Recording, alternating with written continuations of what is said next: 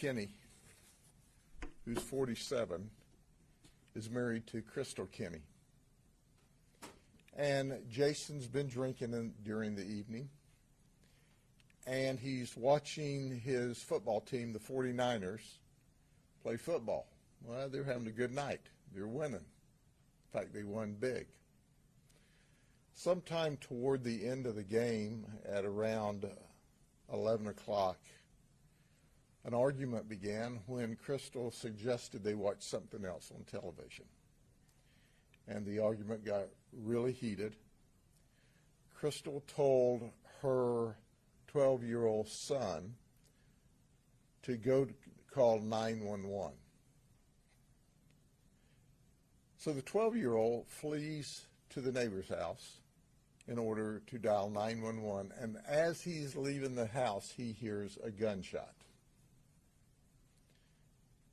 Deputies arrive in less than 5 minutes of the call for service, and when we enter the house, we see that Crystal Kenney, the wife of Jason, is shot in the head and dead. But it gets worse. We go into the bedroom, and we see a 13-year-old child, a little girl. She's shot twice.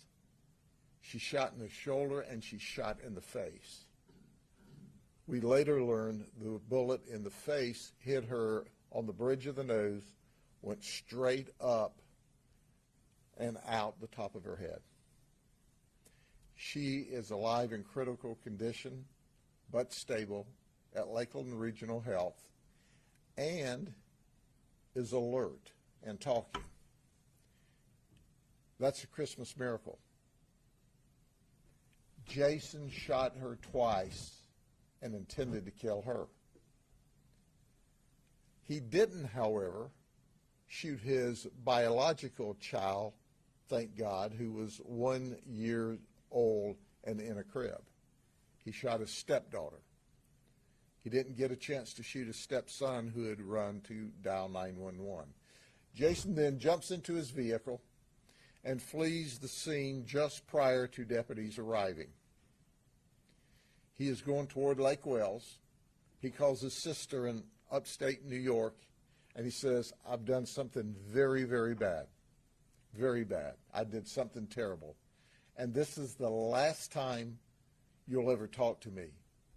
You'll see me on the news, but I am not going to jail. I'm not going to jail for the rest of my life. So he goes to his father's house, which apparently is currently in probate. His father's deceased, and there's a friend staying there. When he gets to the house, he immediately goes into a shed. Deputies now are tracking Jason.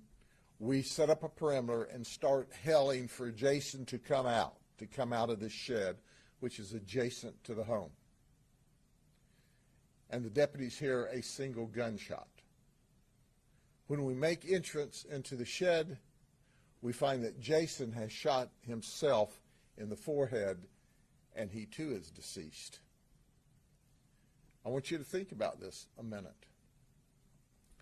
As the investigations unfolded during the night, and we're still in the preliminary stages, and as I always say when we talk soon, whatever we give you today is subject to modification. We found a note that at some time in the past Crystal wrote, and it was open, where she told Jason, you know, you're drinking, you're using cocaine again, this is not the way the family should be, you need God. Crystal, by the way, goes to church every Sunday. We don't know when she wrote the note. It's not dated, there's no time, there's no indication, but it was open. So did she write it, as they argued earlier in the evening, or had it been some period of time? We can't determine that. We also were able to talk to the 12-year-old, our Christmas miracle. She said, I begged him, don't shoot me, don't shoot me, don't shoot me, and he shot me anyway.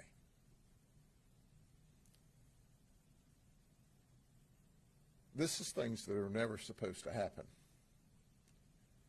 And certainly we are all very, very happy that our little 13-year-old girl is, from every indication, going to survive and thrive.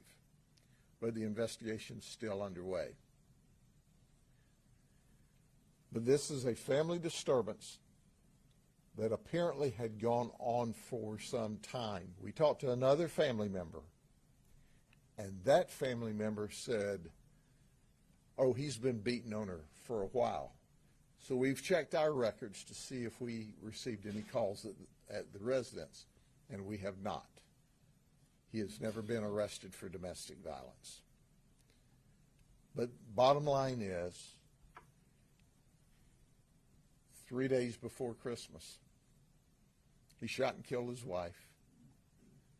He shot his 13-year-old stepdaughter twice and intended to kill her. Called his sister and confessed that he did something terrible, and then rather than be arrested, shot and killed himself.